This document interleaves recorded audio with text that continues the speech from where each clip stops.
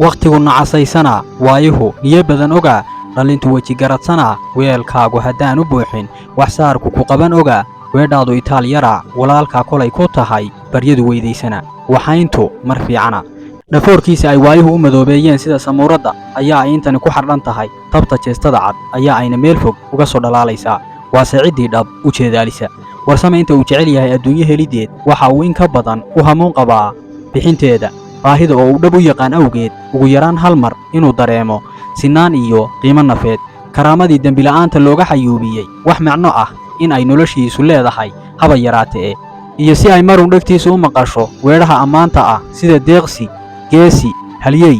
iyo kuwa la midka ah kuwaas oo uu ka qatan yahay aynigiisa lacagleyda ahise ay ugu labaabtaan si maalinla ah ayaa ku siyaadiya goor walba ladhka iyo laxawga ay ku hayso wax la'aantu oo maxay ayuusan u rabin inuu adduunyo helo si uu u buuxiyo mar haddii ay waxayntu noqotay maaddada keli ah ee uu imtixaankeeda ku dhacay saboolnimaduna ay tahay lacnadda qudha ee u horseeday takoorkan baas ee ragaadiyey ruuxiisaba inta aan la gaadhin jidhkiisa waxaa jira dareemo uu warsame ka tanaasulay waa hore ilaa weyne tabtii ay u dhadhami jireen asalkaba sida farxadda jacaylka qosolka nasiimada iyo wixii la mid ah maxaa yeelay waxa ay ka siman yihiin dhammaantood ayaa ah wadaagga isaguse ma aha mid doorashadiisa uga tanaasulay balse kelinimada ayaa ku xukuntay maadaama uusan buuxin karin shuruudihii uu wadaaggu kowda ka ahaa oo wa'ayo cidda warsame la wadaagaysa dareenkiisa beddelka waxa uu heshado lamaanahana la noqday ruuxdiisa ayaa ah murugada aamusnaanta daalka filashada dhibaatada iyo inuu sida daroogada u qabatimay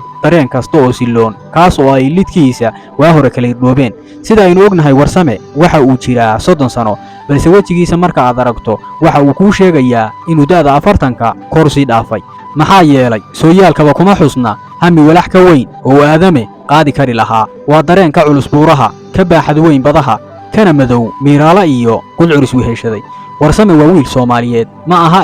waa wiilal Soomaaliyeed maya waa jiilal dhan oo labiyo dhadigba leh waa faqrigii dulmigii faquuqii arxan darradii fursad waagii cadaadiskii dawlad la'aantii iyo burburkii ummadnimo ee Soomaalida ku dhacay oo isu tagay hal qofna isku noqday haddii aynu si kale u dhigno warsame waa ilmo ay jahliga iyo faqrigu ahaadeen labadiisa waalid dhibanahani sida uu magac qurxan yahay uma muuqaal wacna ruuxdiisa ayaan xataa ahayn mid quruxda meelna ka soo dugaashata waxa uu ku nool yahay gobol kasta oo Soomaaliyeed waxaa loo arkaa si maalinla ah waa caabuqaad u faafay oo ma aha mid loo daaweyn karo bukaanadiisa si keli ah ama si qof